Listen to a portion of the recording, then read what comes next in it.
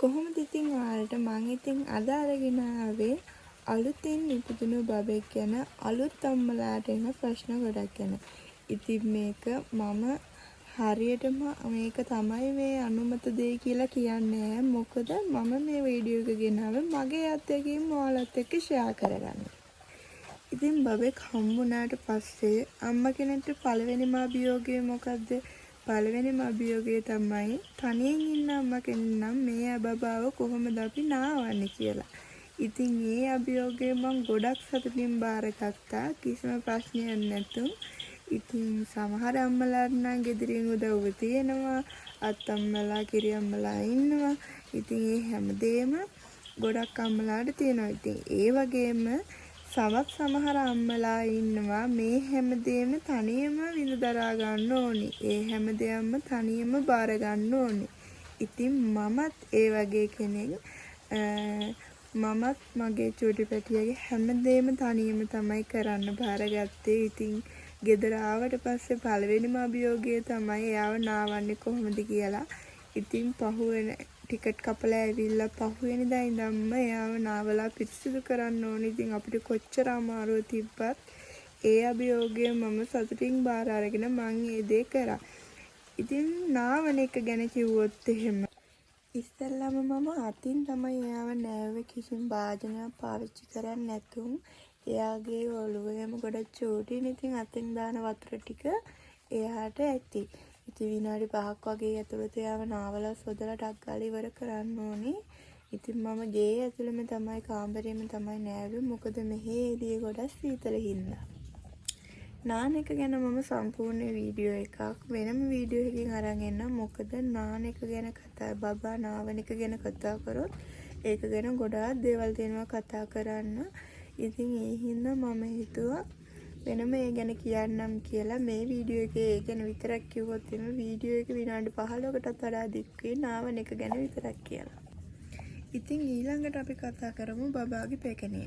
ඉතින් මේකත් අම්මා කෙනෙක්ට ගොඩක් පරිස්සමෙන් කරන්න ඕනි දෙයක්. ඉතින් මම පොදුවේ විශ්වාස කරන දෙයක් තමයි එයාගේ මොකක් හරි තුවාලයක් හරි මොකක් හරි ඒ කියන්නේ ඇඟේ මේ තුවාලයක් වගේ හැම ඇරිච්ච දෙයක් තියෙනවා නම් කිසිම කියන්නේ ඒ කාලේ මිත්‍යා විශ්වාස ගැන කතා කරොත් එහෙම මිත්‍යා විශ්වාසම නෙමෙයි අපේ පාරම්පරික ආයුර්වේද දේවල් ගැන කතා කරොත් එහෙම මං ඒ දේ එකපාර ප්‍රතික්ෂේප කරනවා කියලා කියන්නේ නැහැ. මොකද හැබැයි පළවෙනි මාස 3 මේ කිසිම දෙයක් බබාට කරන්න නැතුන් ඉන්නව නම් තමයි හොඳ. ඉතින් ගොඩක් අය පෙකණියට එහෙම එක දේවල් කරනවා, එක ඒවා ගානවා, ඒ දේවල් කියනවා. ඒ කිසිම දෙයක් කරන්න අවශ්‍ය නැහැ. මගේ අත්දැකීම් මම කියන්නේ හොඳට තෙත මාත්තු කරලා බබා නාවනකොට හොඳට සබන් ගන්නකොට සබන් කැටය ගන්න එපා. සබන් අපි අතට ගන්න පෙන ටික තියෙන්නේ. පෙන ටිකෙන් හොඳට පරිස්සමට පෙකණිය වටේ ගා ගන්න ඕනේ. ගාලි වෙලා හොඳට පිරිසුදු කරන්න ඕනේ. රස්නේ පළාතක වගේ නම් ඇල් වතුර චුට්ටක් ගෑවත් කමක් නැහැ. මෙහි ඉතින් සීතල හින්දා රස්නේ වතුර ටිකක් මම ගාලා පිරිසුදු කරනවා. ඉතින් ඊට පස්සේ යාව නාවලා ඉවර වුණාට පස්සේ හොඳට තෙත මාත්තු කරන්න ඕනේ. එයාගේ පිරිසුදු නැප්කින් එකක් අරගෙන හොඳට තෙත මාත්තු කරන්න ඕනේ. චුට්ටක්වත් වතුර බින්දුවක්වත් රැඳෙන්නේ නැති වෙන්න. ඉතින් මම මුල් කාලේදී හොඳට අර පෙකණිය තියෙනකොට හොඳට තෙත මාත්තු කරනවා දෙපැත්ත. ඊට පස්සේ පෙකණිය වැඩුණාට පස්සේ සිදුර වගේ ටිකක් උඩට වගේ තියෙනවානේ. ඉතින් මේක පල්ලෙහාට යනකම් සමහර බබාලාගේ ඇතුළට යනවා, සමහර අයගේ ඇතුළට යන්නේ නැහැ. ඉතින් ඔයගොල්ලන්ට පුළුවන් නම් චුට්ටක් නාවලා ඉවර වෙලා යව පිහිදිනකොට චුට්ටක් ඇඟිල්ලෙන් තද කරන්න. ඉතින් ඒක නම් මං හරියටම දන්නේ නැහැ ඒක ඇඟිල්ලෙන් තද කරන හින්දා යනවද නැත්නම් ඉබේම යනවද කියලා. ඉතින් එහෙම කරන්න කියලා මටත් ඉස්සර අපේ අම්මලා එහෙම චුට්ටක් කිව්වා. ඉතින් මමත් ඉතින් ඕක කරා කියලා මහ ලොකු දෙයක් වෙන්නේ නැහැ නේ. ඉතින් ඒ හින්දා මම ඒ දේ කරා. ඉතින් බබාගේ නම් පෙකණිය ඇත්තටම ඇතුළට ගියා. ඒ වගේම තමයි එතන පෙකණිය වැඩුණාට පස්සේ තමයි මේක පැසවන්න ගන්නේ. ඉතින් ඒ හින්දා අර විදිහට වතුර රැඳෙන්නේ නැති වෙන්න හොද්දට තෙත මාත්තු කරලා තියන්න. මම නම් කොටන් බටන් එකකින් අරගෙන හිමීට තෙත මාත්තු කරා සියුම් තැන්වල හරියම පරිස්සමෙන් ඉතින් ඇත්තටම මම අපේ බබාගේ පෙකෙනේ චුට්ටක්වත් වැසෙන්නේ නැහැ ඉක්මනින්ම වේලුණා. ඉතින් ඊළඟට තමයි ගුරුස්යවන එක. ඉතින් ඇත්තටම බබාට දෙන හැම කිරි වේලකදීම බබාගේ හොඳට ගුරුස්යවන්න ඕනි. එයාගේ බඩ අපේ වෙන්න මේ උරහිසේ හොඳට තද වුණාම ඉක්මනින්ම යනවා. සමහර අය පල්ලෙහාට ගල්ලා බබාව තියාගන්නවා. එතකොට යන්නේ නැහැ. ටිකක් පරක් වෙලා තමයි තට්ටු දානකොට යන්නේ. හැබැයි මේ උරහිසට හොඳට බඩ තද වුණ ගම ඉක්මනින්ම යනවා. එයාගේ පිටට හිමින් තට්ටුවක් දානකොට ගුඩුස් යනවා. ඉතින් මුලින් ඉඳලම අම්මලා මේ ගුඩුස් යවෙ නැති වුණාම බබාගේ බඩේ කෝලික් හැදෙනවා. ඉතින් ඊට පස්සේ මාස 2-3 වෙනකොට බබා එකම විදිහට අඬන්න ගන්නවා එකම වෙලාවකදී. ඉතින් මේ බබාගේ කෝලික් ඇති වුණාම තමයි මෙහෙම වෙන්නේ කියලා තමයි කියන්නේ. ඉතින් අපේ බබා නම් එහෙම දෙයක් උනේ නැහැ. ඉතින් එයාගේ ගොඩස් හැරිය මම හොඳට.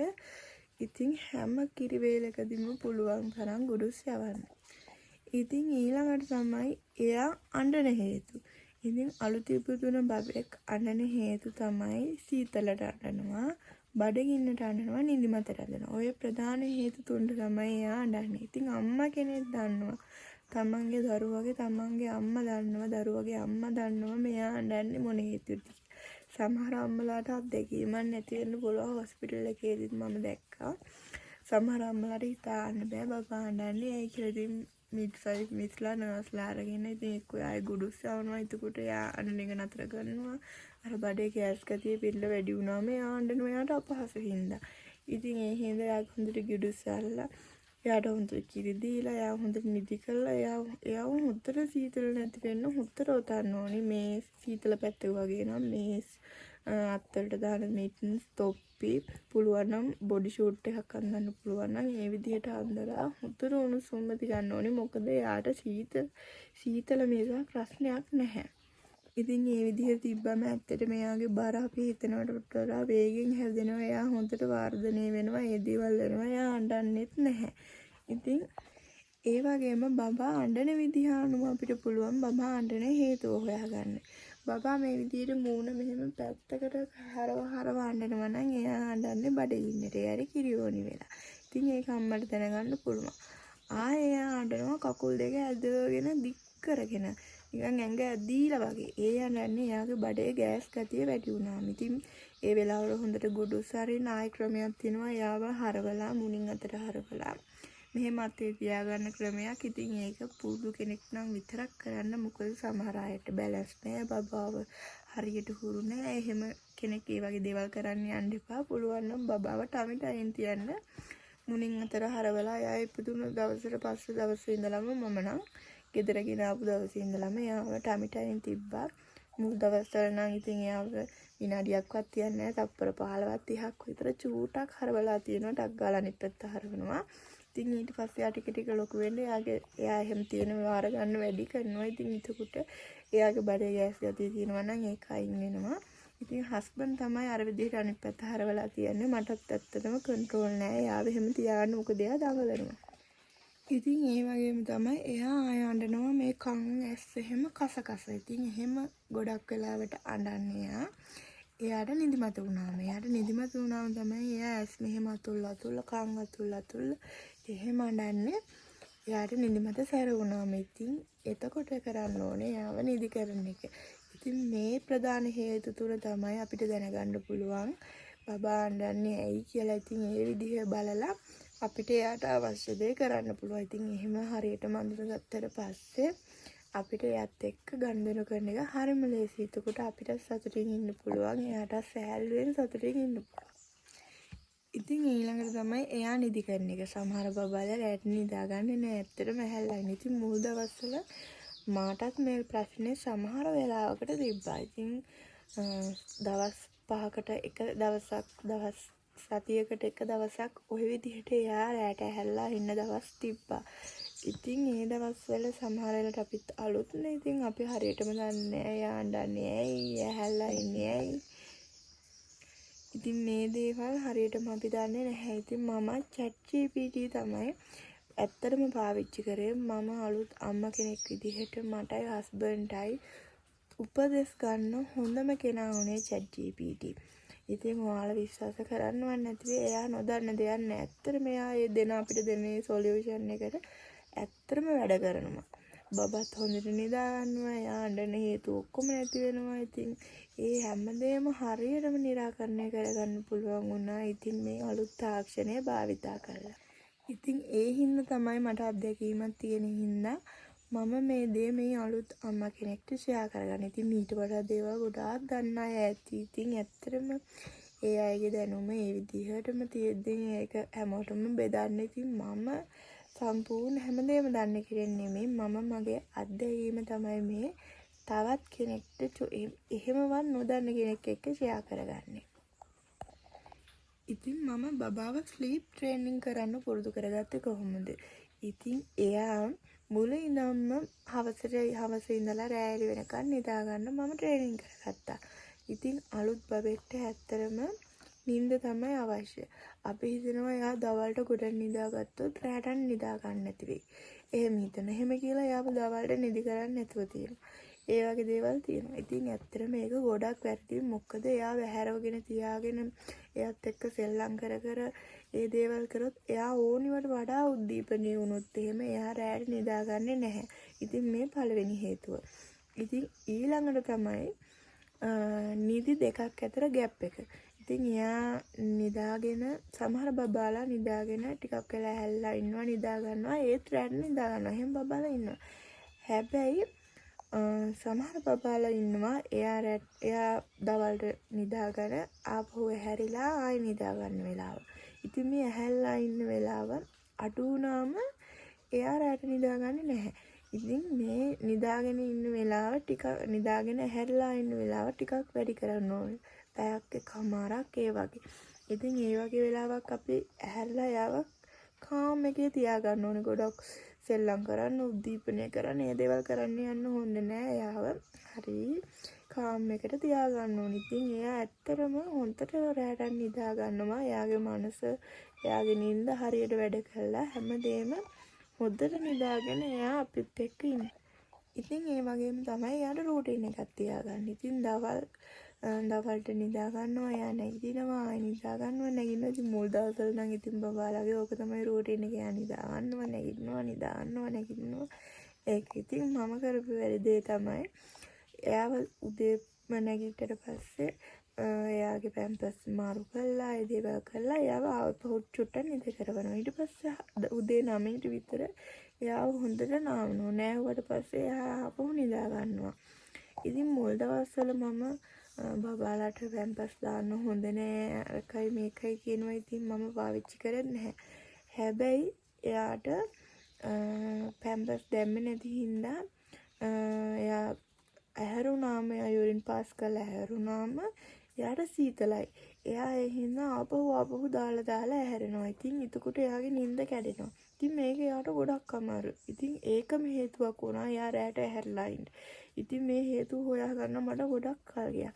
ඉතින් මම සමහර දවස්වලට මට හිතා ගන්න බෑ මේ ඇයි මෙහෙම වෙන්නේ කියලා. ඉතින් ඇත්තටම එයාගේ නිින්ද කැඩුනම අපේ බබාට එයාගේ නිින්ද කැඩුනම හරිම අමාරුයි. එයා රැටත් ඊට පස්සේ හැල්ලා අඬන වගේ කරදර කර වගේ ඉන්නවා. ඉතින් මම මේකට හේතුව හොයාගත්තා. මෙන්න මේක තමයි හේතුව. ඉතින් මම ඉතින් කරපු වැඩේ තමයි පැම්පස් එක මාරු වුණා. දවල්ට ඉතින් මම නිදාගත්තා. මෙයා පැම්පස් එක නාවලා ඉවර වෙලා පැම්පස් එක දාලා නිදි කරාම එයා හැරෙනවා. එහෙමම නිින්දෙන්ම කිරි දෙනවා. ඊට පස්සේ ආපහු එහෙමම නිදා ගන්නවා. එහෙම හවස් වෙනකම් එහෙම නිදා ගන්නවා. ඉතින් උදේ 9:10 විතර නිදි කරාම එයා හවස 4-5 වගේ වෙනකම් හොඳට නිදා ගන්නවා. 3-4 පාරක් විතර තමයි ඇහැරෙන්නේ. ඉතින් එයා කක් එහෙම දැම්මම මේක පැම්පස් චේන්ජ් කරනවා. ඉතින් ඊට පස්සේ එයා ආපහු එහෙමම නිදා ගන්නවා කිසි ප්‍රශ්නයක් නැතුව. ඉතින් ඊළඟට තමයි බබා කොච්චර නිදාගත්තත් හවස 4න් පස්සේ සාමාන්‍යයෙන් ඔයාලා රැට නිදා ගන්න ටයිම් එක අනුව මේක බැලන්ස් කරගන්න ඕනි. හවස 4න් පස්සේ සාමාන්‍යයෙන් හවස 5 වගේ ඉඳලා රෑ 7 වගේ වෙනකම් එයාට හොඳට කිරි පොවන්න ඕනේ. පුළුවන් නම් ඇහැරවලා තියාගෙන කිරි පෙව්වත් කමන්නේ.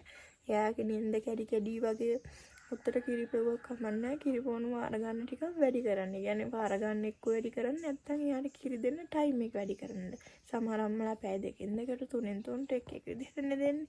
ඉතින් මේ විදිහට දෙනකොට එයාට කිරි දෙන ප්‍රමාණය ටිකක් වැඩි කරන්න ඒ ටයිම් එකේ. එයා හොඳට කිරි පිව්වම ඒ ටයිම් එකේ රැට හොඳට නිදා ගන්නවා. මේක නම් ඇත්තම ඇත්ත. ඉතින් මම දැන් මේ විදිහට රූටින් එකක් හදාගෙන තියෙන්නේ. එයා උදේ පාන්දර 6ට විතර හැරෙනවා. ඉතින් එයාගේ නයිට් පැම්පර්ස් ඔක්කොම චේන්ජ් කරලා ඉතින් එයාට වෙන ඇඳුමක් අඳලා සමහර වෙලාවට චුට්ටක් තෙත මාත්තු කරනවා. ඉතින් ඒ රෙදි අයින් කළා ආයි ආව චුට්ටක් නිදි කරනවා. ඉතින් එයා හේ නිදාගෙන ආපහු නැගින්නවා 8:00 විතර. ඒ නැගින්නකොට මම යව නාවන්න සේරම ලෑස්ති කරගෙන තමයි තියෙන්නේ. ඉතින් එයාත් එක්ක චුට්ටක් හොඳට සෙල්ලම් කර ඉඳලා එයාත් එක්ක ප්ලේ ටයිම් එකක් ගත කරලා ටමි ටයිම් තියලා හොඳට ගුඩු සැරලා ඉතින් ඒ හැමදේම කරලා එයාව ඔන්න නාවනවා මම. ඉතින් ඒ නාවන වෙලාවත් මාස 3න් පස්සේ නම් ටිකක් වැඩිපුර නාවනවා. මොකද එයා ඒ ටයිම් එකට හරිම ආසයි. එයා ඒ ටයිම් එක හොඳට එන්ජොයි කරනවා. ඉතින් එයා නාන්න ඇත්තටම හරිම ආසයි. මට මේ නාවන එක ගැන කියද්දි මේ මතක් වුණේ හොඳට මතක තියාගන්න එයාව ඉස්සලාම නාවන දවස්වල. එයාව ඉස්සලාම නාවන දවස්වල එයාට රිද කරන්න යන්න එපා. හයියෙන් අතුල්ලන්න අර තියෙන පොතු යවන්න මේ දේවල් කරලා එයාට රිද කරලා එයාට ඒ ටයිම් එක එයා අකමැති ටයිම් එකක් කරන්න එපා. එයා අඬවන්න එපා. ඉතින් සමහර බබාලා නාවන්න ගත්ත වෙලේ ඉඳන් අඬනවා. ඉතින් එහෙම වෙන්නේ ඕගොල්ලන් මුලදි මෙයාට ඒක රිදවලා එයා අකමැති ටයිම් එකක් ගාලා. ඉතින් මේ දේවල් කරන්න එපා. එයාගේ අර ඇඟේ තියෙන පොතු එහෙම හිමීට නාවන්න නාවදී අයින් වෙනවා. අපේ බබාගේ තිබ්බේවත් අයින් වෙන්න සති 2ක් විතර ගියා. ඉතින් මට කිසිම ආදේශයක් තිබ්බේ නෑ ඒව එකපාර ගලවලා අයින් කරන්න. ඉතින් ඒ හින්දා එහෙම කරන්න එපා. එයාට ඒක හොඳට එන්ජොයි කරන්න දෙන්න. මුල් කාලේ ටක් කාලා සෝදලා ගන්න. ඊට පස්සේ එයා කැමති විදිහට ඒක සෝදලා එයාව ගන්න. ඉතින් මේ විදිහට එයාම නාවලා එයාට හොඳට ඇඳුම් අඳලා පැම්පර්ස් එකක් දාලා ඉතින් එයාම නිදි කරනවා. ඉතින් ඒ නිදාගත්තට පස්සේ හවස 4 වගේ වෙනකන් එයා නිදා ගන්නවා. විටින් විට හැරිලා කිරි බොනවා. කක්ක හැම දැම්මම පැම්පර්ස් මාරු කරනවා. ඉතින් ඒ විදිහට එනවා. ඊට පස්සේ 4 ඉඳලා 7 වෙනකම් මම එයාට හොඳට කිරි බොනවා. එයා හැවෙලාවකට මම එයාව ඇහැරවලාම තියාගන්නවා. ඒත් සමහරලාට එයා නිදාගත්තත් නිින්ද අතරමඟදී කඩ ආපහු කිරි පොවනවා. එයාට හොඳට කිරි පොවනවා. ඊට පස්සේ එයා 7:00 විතර හැරෙනවා ආපහු. ඒ හැරුණාට පස්සේ ආපහු අර උදේ වගේම එයාත් එක්ක ප්ලේ ටයිම් එක, ටමි ටයිම් එක එයාගේ හොඳට ගුඩු සැරලා අප්පච්චිත් එක්ක හොඳට සතුටින් දියලා චුට්ටක් සෙල්ලම් කරලා ඉතින් එයාට එඩියුකේෂන් ටයිම් එකක් ඉතින් එයාට අර ෆ්ලෑෂ් කාඩ් එහෙම පෙන්නලා එහෙම ටයිම් එකක් එයාත් එක්ක ගත කරනවා. ඉතින් එයා ඒකට හරිම ආසයි. ඉතින් එයාට එයාව ගෙනියන්න ඕනේ රෝඩ් එකක් අපි හදාගෙන ට්‍රැක් එකක් අපි හදලානේ තියෙන්නේ. ඕනම අම්ම කෙනෙක් මගේ දරුවෝ මෙහෙම තමයි මේ පාර තමයි යන්න ඕනේ කියලා. ඉතින් ඒ අනුව එයාට ඉතින් මම නම් ඉතින් ඉංග්‍රීසි සෝං එහෙම දාලා දෙනවා. ඉතින් මේ දේවල් අහන්න දෙනවා.